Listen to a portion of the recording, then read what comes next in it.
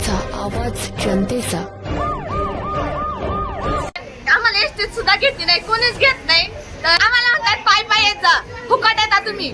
ते म्हणतात का तुम्हाला फुकटचं एसटीत घ्यायला आम्ही रिकामे. मैदानासाठी आमच्या गावात 1 मिनिट जरी एसटी उभी केली तर आमचं समाधान होईल. जर बस चालू झाली नाही तर ही मुलं शाळेत आम्ही पाठवणार नाही, नाहीतर ही एसटी मांदाने या गावातून वरती सुद्धा जाऊन देणार नाही. नमस्कार, शिवनेरी माझामध्ये आपलं स्वागत आहे.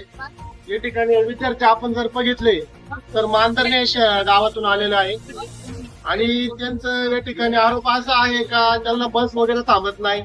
तर आपल्यासोबत विद्यार्थी पण आहेत आणि त्यांचे पालक पण आहेत. तर आपण त्यालाच विचारू नक्की हा विषय काय आहे. तुझं गाव कुठलं आणि कुठून येते तू? मांदाने येते, सरस्वती विद्यालय उदापूर. तुम्हाला सर्वांनाच गाडी थांबत नाही. काय म्हणते दीदी? दोन एसटी असून सुद्धा उपयोग नाही त्यांचा. आम्हाला म्हणजे पहिले एसटीत थांबतच नाही, गुरुवारची तर थांबतच नाही. आणि थांबली तरी 2-3 पोर घेणार का लगेच निघून जाती. दुसरी एसटी सुद्धा 2-3 पोर घेणार का लगेच निघून जाती. बाकी त्यांनी काय करायचं? शाळेत लेट गेलं तर आम्हाला मागलं लेट का आले म्हणून तुम्ही मांदाण्यावरून येताना तुम्हाला पाय पाय नाही येत आहेत का? आम्हाला एसटीचे कंडक्टर म्हणतात तुम्ही मांदाण्याचे तुम्ही 3 किलोमीटर जाता, जरा पाय पाय जात जा, पाय पाय येत जा. तरी आम्हाला एसटीत सुद्धा घेतली नाही, कोणीच घेत नाही. तर सगळे कंडक्टर म्हणतात तुम्ही जरा पाय पाय यायचं तुम्ही काय शाळेत पास तुम्हाला फुकटच येत म्हणतात. आम्ही 5चा वापर एसटी येण्यासाठीच करतो ना, नुसता शोकेस म्हणून ठेवती नाही ना. कंडक्टर आहे? कोण कंडक्टर आहे? हे सगळे तसे आहेत, एकच नाही. आम्ही एकाच नाव नाही घेतली, सगळे तसे आहेत. ड्रायव्हर सुद्धा तसेच आहेत. काय बोलतात ते? आम्हाला म्हणतात पाय पाय येत जा, फुकट येता तुम्ही, असे बोलतात. आमचे सकाळचे क्लास असतात, आम्हाला क्लास मध्ये गेला पण उशीर होतो. परत शिक्षक गेल्यावर बोलतात, आमचे क्लास बुडतात. मग आमचं किती नुकसान होतं याच्यामध्ये सगळं. तुम्ही पाहिलं की काय बोल सांगा पालक म्हणून मी आता सांगते सर, गेली 5 वर्ष झाले आम्ही या डेपोला पाठपुरावा करत आहोत. 2 वर्ष झाले कागदी पुरावा आमचा चालू आहे. त्यांनी आम्हाला आश्वासन दिलं का एसटी चालू करतो. त्यांनी 15 दिवस आमच्या इथे एसटी चालू केली, परंतु ती काय कंटिन्यू ठेवली नाही.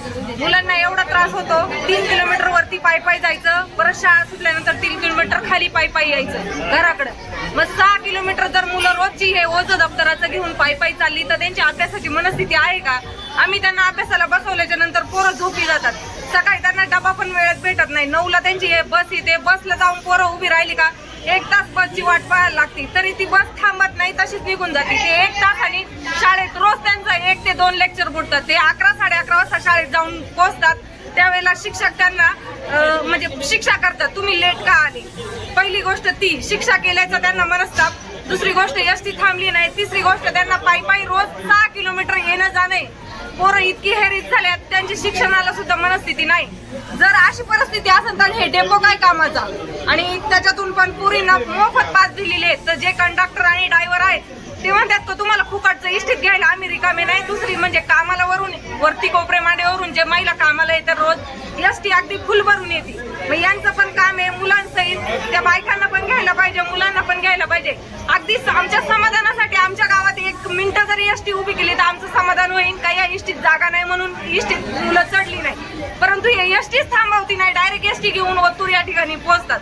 मग मुलांनी 1 तास पाय पाय यायचं आणि पाय पाय जायचं, याच्यातून मुलांना खूप मनस्ताप आहे. पाठपुरावा केल्यानंतर काय झालं इकडे? पाठपुरावा केल्यानंतर इथे आमचे आस्वार सर होते पहिले हेडमास्टर, त्यांनी केलेला. प्रिन्सिपल आता वेगळे घोडे सर आले, त्यांनी केला होता. परत अजून अकोलकर सर होते, त्यांनी 3 प्रिन्सिपलांची बदली झाली. 2 वर्ष झाले कागदी पुरावा यांच्यापर्यंत आम्ही करतोय. मी स्वतः पालक 2 वेळा यांच्याशी इथे येऊन गेले. त्यांनी आम्हाला नारेगावला जायला सांगितलं. नारेगाव पर्यंत आम्ही 3 वेळा गेलेलो आहे, पण या ठिकाणी आम्हाला कुठलाही बस या मुलांसाठी उपलब्ध झालेली नाही. त्याच्यामुळे आता जर बस चालू झाली नाही तर ही मुलं शाळेत आम्ही पाठवणार नाही, नाहीतर ही एसटी मांदाने या गावातून वरती सुद्धा जाऊन देणार नाही. कोपरे मांडवे मुथाळणे या ठिकाणी सुद्धा बस आम्ही बंद करून टाकू पूर्णपणे. रस्ता रोको करा. हा, रस्ता रोको आंदोलन होऊ शकतं. कारण एका बस द्यायला यांना मान्यच आहे, कारण मुलं ही 85 मुलं आहेत आमच्या मांदारणे गावातून. मांदारणे ते साबरवाडी 85 मुलं जर एका बसला असतील तर यांना बस चालू करायला प्रॉब्लेम काय? चालूच करायला पाहिजे ना यांनी बस. मुलं किती त्रास काढतील बरं? 1 वर्ष नाही, 5वी ते 10वी पर्यंत मुलं जर ये जा करत असतील पायी पायी तर यांचं पुढचं आयुष्य यांनी काय ठरवायचं बरं? एका दप्तराचं वजन करून बघा, आता सुद्धा तुम्ही 3 ते 4 किलो एक वजन दप्तराचं वजन आहे. डबा बाट बाटली, त्यांच्या वर्कबुक, नोटबुक सगळ्या वया धरून याचं जर वजन काढलं तर 3-4 किलोमीटर, जर 6 किलोमीटर 4 किलो दप्तर घेऊन पोरं पायी येत जा असतील. त्याच्यातून आता पावसाचं वातावरण आहे, रस्ता तर चांगला नाहीच आहे. रस्त्याबाबत बोलायला काही ठेवलेलंच नाही. रस्ता आमचा कधी नीट होऊ शकत नाही. सरपंच कोण आहे तुमचे? सरपंच आमचे आता सविताताई नंदकुमार ठोसर आहेत, त्या आमच्या सोबत आहे. त्यांना घेऊनच आम्ही या सगळ्याचा पाठपुरावा केलेला आहे. परंतु आम्हाला कोणत्याही प्रकारचं समाधान भेटलं नाही. आम्ही उद्या मांदाने या ठिकाणून बस वरती किंवा खाली येऊ देणार नाही. आमच्या मुलांसाठी बस चालू झालीच पाहिजे. अजून कोण पालक आहेत? आम्हाला 3 दिवस सांगतात ते तुम्हाला सोमवार पासून बस येईल, पण आम्हाला काही बस आलेली नाही. सोमवार गेला, मंगळवार गेला, बुधवार गेला, गुरुवार गेला. काय चाललंय हे डेपो? आम्हाला बस आलेली नाही.